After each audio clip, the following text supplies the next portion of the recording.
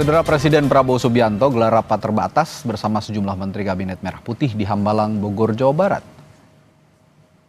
Ratas membahas hasil kerja dan tindak lanjut Satgas Penertiban Kawasan Hutan atau PKH, penertiban kawasan pertambangan, serta konsekuensi hukum atas berbagai pelanggaran dan aktivitas ilegal di kedua sektor itu, termasuk penanganan sejumlah kawasan ilegal yang sulit dijangkau aparat.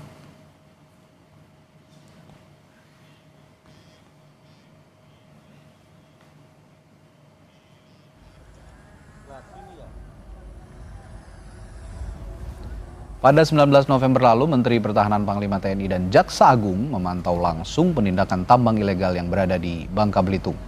Penindakan tambang timah ilegal ini dilakukan di Desa Lubuk Lingu, Lubuk Besar, Bangka Belitung. Menteri Pertahanan Syafri Samsudin menegaskan negara tidak boleh kalah dengan tindakan ilegal yang dilakukan oleh pelaku.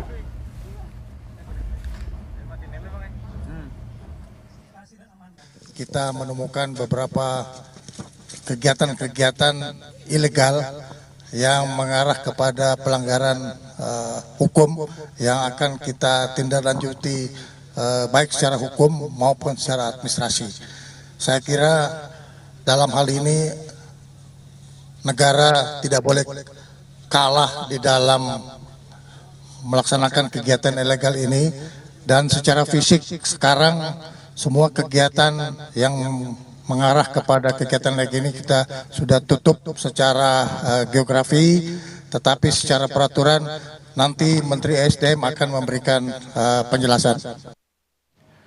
Saudara, tambang ilegal jadi perhatian utama Presiden Prabowo Subianto demi menjaga kekayaan alam negara. Namun sebenarnya masalah ini sudah bertahun-tahun jadi isu lingkungan yang tidak kunjung usai, ditambah berpotensi merugikan negara triliunan rupiah.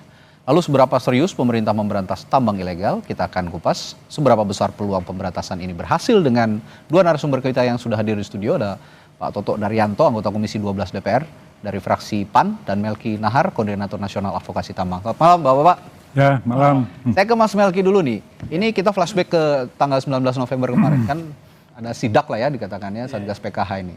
Ini langsung dihadiri oleh Pak Menhan, Syafri Samsudin, lalu ada Panglima TNI, Jaksa Agung, yang pada saat itu menyita 23 unit alat berat. Nah, tapi pertanyaan saya, apakah ini merupakan langkah konkret atau jangan-jangan cuma aksi simbolik aja kira-kira? Saya kira dalam kasus yang tanggal 19 itu bisa jadi ini sesuatu yang serius. Okay. Ya. Tetapi keseriusan itu tidak cukup hanya kausistik seperti itu. Okay. Tanpa memperhatikan apa masalah struktural yang berkaitan dengan betapa langgengnya pertambangan ilegal di Indonesia. Dan saya kira salah satu yang menarik pernyataan dari Menteri Pertahanan bahwa negara tidak boleh kalah. Ya, negara tidak boleh kalah. Tapi kan pada praktiknya aparatus negara justru menjadi bagian dari aktor kejahatan yang sama. Kan itu rumitnya. Tapi sudah bisa dibuktikan atau tidak keterlibatan itu kira-kira? Udah banyak kasus kasus yang melibatkan aparatus negara kan, entah politisi, entah aparat keamanan baik polisi maupun tentara begitu. Dan saya kira salah satu temuan menarik September kemarin itu terjadi di Provinsi Aceh. Pansus DPR Aceh itu menemukan ada 1.000 ekskavator aktif yang beroperasi di sekitar 450 titik tambang ilegal. Tambang apa itu? Emas ya? Tambang emas dan segala macam. Dan menariknya, satu ekskavator itu menyetor dana jaminan keamanan kepada oknum aparat sebesar 30 juta. Wow. Kalau kita hitung misalnya. Tapi gini Mas Melki, mungkinkah ketika pemerintah melibatkan juga Menhan, lalu ada Panglima TNI, ini supaya mereka juga takut tunduk juga terhadap posisi yang ada di atasnya, jabatan yang ada di atasnya, langsung turun sendiri, masa masih mau berani begitu kira-kira membackingi tambang ilegal? Ya, mestinya itu bisa menciutkan aktor-aktor yang beroperasi selama ini di lapangan begitu ya.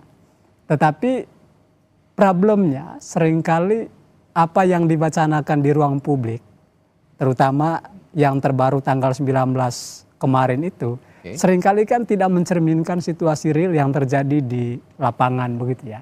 Kan ini bukan baru pertama kan. upaya penindakan terhadap tambang ilegal ini udah sering sekali dilakukan oleh pemerintah. Tapi apakah itu mengurangi masifnya pertambangan ilegal di berbagai wilayah di Indonesia? Kan enggak juga gitu ya. Praktiknya justru terus semakin ekspansif begitu dari satu wilayah ke wilayah sampai lain. tahun ini. Tapi dengan adanya upaya ini, apakah Anda secara visioner misalnya ke depan bisa memandang bahwa ini akan berkurang sedikit demi sedikit? Mestinya iya, Oke. tetapi salah satu catatan kritis untuk Presiden Prabowo adalah ia terlampau menekankan sisi ekonomistiknya, gitu ya. Pengembalian kerugian negara. Karena yang ia kejar adalah pendapatan yang loss kepada negara. Oke, seharusnya Seharusnya didapatkan oleh negara, begitu ya. Mestinya yang perlu dicermati juga adalah aspek biaya eksternalitas yang selama ini tidak pernah dihitung oleh negara, seperti misalnya termasuk kerusakan lingkungan, Kerusakan hilangnya ruang produksi warga dan segala macamnya. Karena itu sangat terkait dengan ekonomi warga lokal begitu. Oke, menitik beratkan terhadap sisi ekonomi saja, Pak Toto, tanpa memperhatikan juga sisi kerugian lingkungan yang sepertinya kalau dirupiahkan itu jauh lebih besar dari kerugian ekonomisnya. Bagaimana Anda melihat ini? Ya, jadi langkah yang diambil oleh Presiden kali ini, saya kira pertama harus diapresiasi dulu. Artinya ada langkah tegas. Ya, bagaimana kita menindak tambang-tambang ilegal, ya itu pertama. Kemudian yang kedua, betul saya kira kita mesti melakukan pendekatan yang sifatnya struktural, ya perbaikan by system, tidak serta-merta hanya kita itu seperti pemadam kebakaran. Ya. Jadi kita mesti tahu. Jadi pemadam kebakaran itu dipadamkan, api di mana-mana akan muncul kembali. Ya, gitu, Pak Toto, ya kalau penyebab dari kebakarannya tidak diatasi ya akan terjadi lagi. Itu kan masalahnya. Jadi menurut saya ini mesti menyadarkan kita untuk kita melakukan kajian secara menyeluruh terhadap pertambangan yang sudah kita jalankan selama ini. Saya kira titik berangkatnya itu sebetulnya sudah jelas. Kita semua tahu. Kan selalu kita bilang Undang-Undang Dasar 1945, pasal 33, semua hafal. Ya. Bagaimana tambang itu harus dikuasai negara dan sebesar kemampuan rakyat. Itu intinya itu aja. Jadi selama ini mengapa terjadi penambangan ilegal? Ya karena kita tidak mampu menegakkan kedaulatan di pertambangan. Nah tentu ini ada masalah sistem, masalah struktur yang harus kita benahi.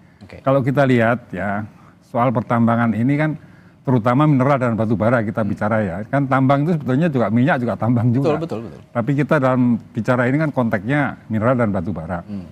Nah di mineral dan batu bara ini yang mengawasi banyak instansi, tetapi yang mengatur secara langsung itu kan Kementerian ISDM. Ya. Nah menurut saya sebuah kementerian itu tidak cukup mampu untuk menangani day to day persoalan-persoalan yang terjadi di lapangan. Harus dibentuk sebuah lembaga yang mewakili negara, tidak ad hoc, tidak seperti ini dibentuklah polisi, jaksa. Satgas PKH itu tadi kan, itu kan ad hoc. Jadi kalau sistem misalnya gini, kan sebetulnya di migas sudah ada contohnya ya. Migas itu kan ada hulunya yang ngatur SKK migas, ya ada di hilirnya ada BPH migas. Nah, saya berpikir Indonesia perlu pertambangan mineral dan batu bara ini perlu membentuk semacam SKK migas. Jadi satuan kerja yang mengurusi tambang khusus, bukan kalau mungkin bisa jadi tidak di bawah SDM. Atau bisa di bawah SDM atau bisa langsung presiden. Tapi yang penting ada tangan negara yang mengurusi tambang kita itu setelah perizinan itu dari day to day. Sejak eksplorasi sampai tahap produksi sampai ekspornya itu benar-benar dikontrol oleh negara. Ini menarik. Itu kalau memang perlu dibentuk semacam SKK migas kalau kata Pak Toto. Tapi perlukah juga melibatkan misalnya prajurit TNI, ada juga kejaksaan di dalamnya. Karena sekarang ini Satgas PKH berjalan semua nih. Tidak hanya aparat kepolisian tapi ada juga TNI di dalamnya. ada juga kejaksaan, bahkan juga Menteri Pertahanan ikut turun ini langsung. kan seperti, Perlu nggak nih? seperti Karena tadi dibilang kan banyak juga ini seperti ilmunya dokter toh. Dokter itu ini sakitnya flu biasa dikasih dulu lah. Ini botrek nggak sembuh, kasih antibiotik, kasih ya. Saya kira mungkin semacam itu. Tapi yang penting kan penyebabnya tadi. Jadi mengapa itu terjadi illegal logging? Karena nggak ada pengawasan. Coba kalau diawasi dengan baik, ya tentu tidak akan itu ada. tadi Pak Toto, logging. pengawasannya harus mungkin karena banyak oknum tadi, oknum aparat penegak hukum, aparat TNI misalnya, mungkin ya mereka takutnya sama pimpinan mereka itu. Gimana kalau memang sekarang ini bergerak seperti ini? Ya memang namanya illegal logging biasanya itu backingnya adalah ya kalau non instansi ya preman ya toh. Tapi kalau instansi ya itu bisa polisi, bisa tentara, itu bisa terjadi. Itu yang makanya. Tapi yang penting sekarang ini harus menumbuhkan kesadaran kita untuk menata kembali pertamanan kita. Oke, tapi balik lagi pertanyaan saya tadi, nilai ekonomisnya yang dikejar oleh pemerintah saat ini dibandingkan dengan kerugian lingkungan yang diderita. Kira-kira apa yang perlu ditata kalau memang nanti perlu dibentuk SKK migas? Targetnya yang penting sekarang itu harus berhenti illegal logging karena kerusakan lingkungannya begitu besar. Diberhentikan dulu aktivitasnya. Harus berhenti, tidak ada lagi illegal. Oke, kalau gitu mining itu. Saya ingin juga mendapatkan perspektif pengawasan legislatif advokasi masyarakat, keterlibatan prajurit TNI misalnya di Satgas PKH ini, apakah juga sudah menjalankan mandat Perpres nomor 5 tahun 2005, bagaimana juga menghindari potensi wewenang militer dalam penertiban sipil. Saya akan tanyakan hal itu nanti setelah jeda di Sapa Indonesia Malam. Kami masih membahas tambang ilegal yang jadi perhatian utama Presiden Prabowo Subianto untuk menjaga kekayaan alam negara yang sudah bertahun-tahun.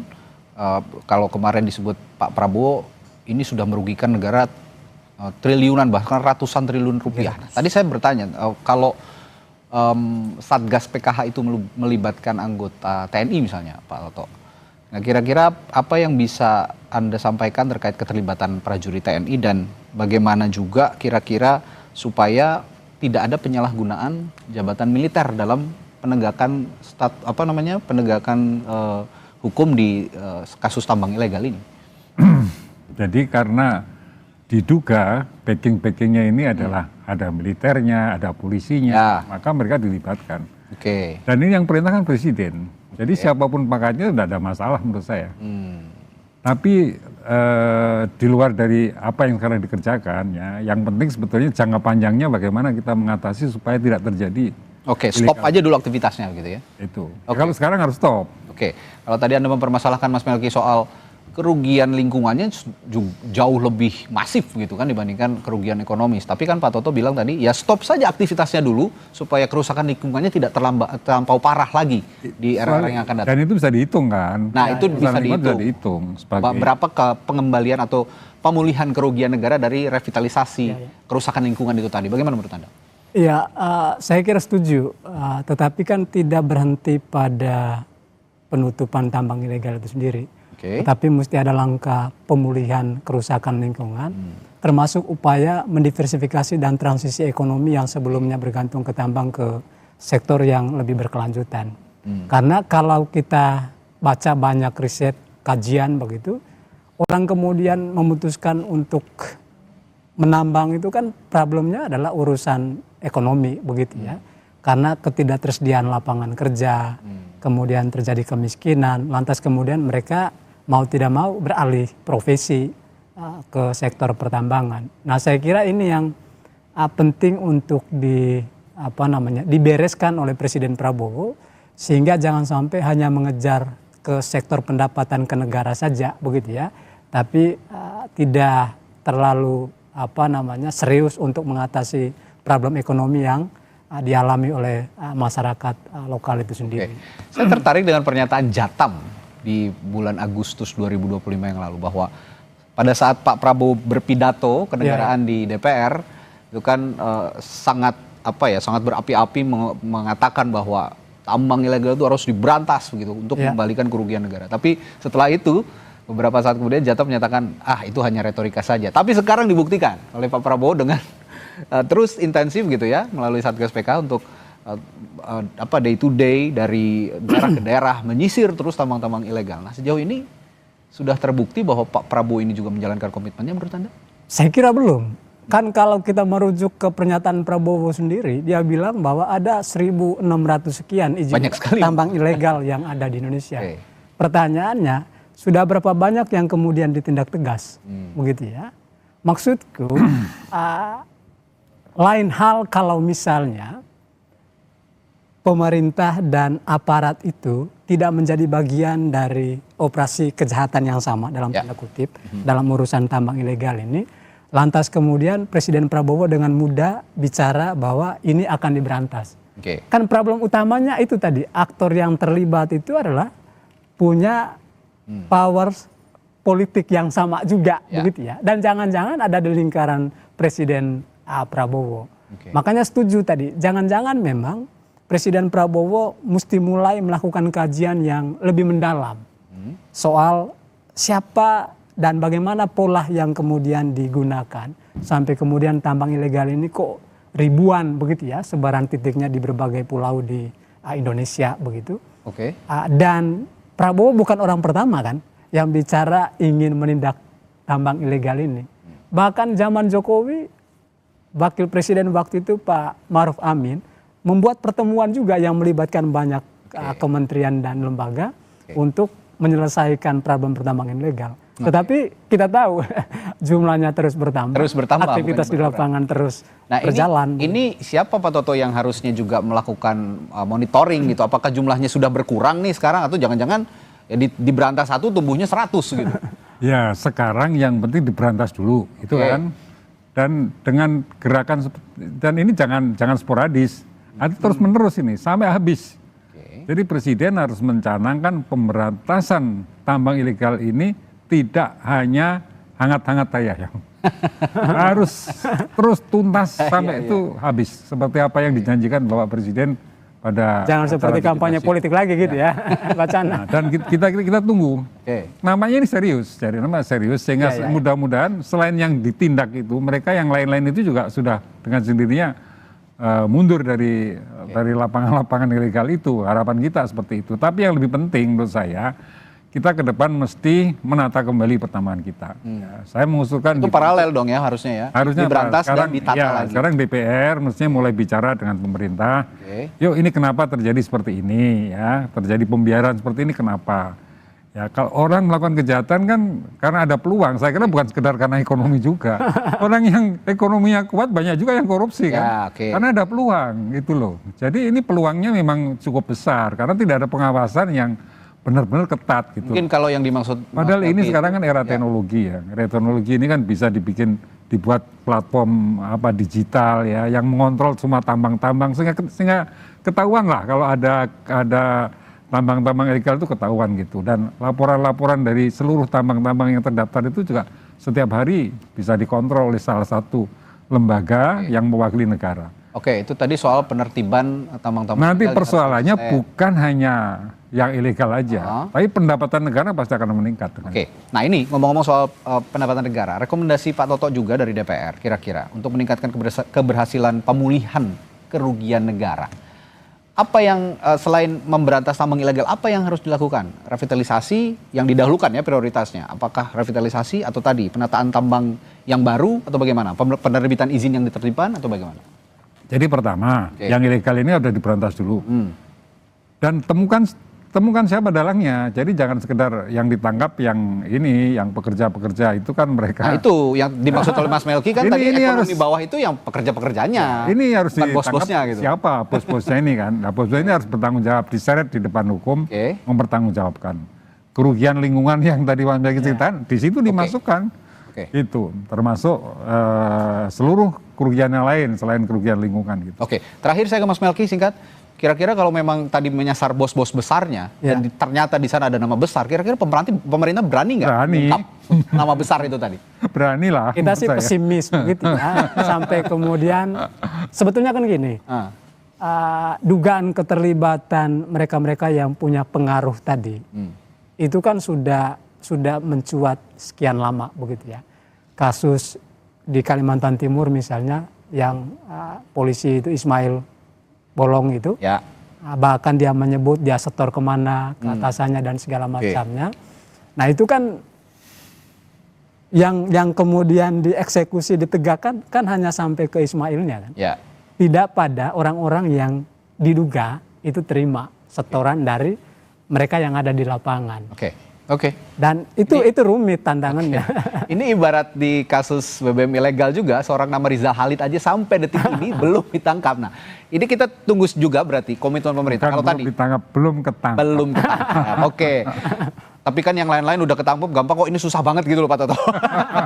Oke, nah kalau gitu ya kita bicarakan nanti bagaimana komitmen pemerintah. Kalau memang betul ada nama besar di balik tambang ilegal ini, ya kalau kata Pak Toto berani ya memang harus berani. Itu yang kita tunggu, itu yang publik tunggu, itu yang juga masyarakat adat yang punya pelestarian lingkungan di berbagai daerah mengharap ini bisa segera dipulihkan dan segera diberantas. Terima kasih Pak Toto Naryanto dari Komisi 12 DPR dan juga Mas Melki sudah bergabung bersama kami di Sapa Indonesia Malam. Kita jumpa lain waktu. Sampai jumpa lagi. Oke, terima kasih.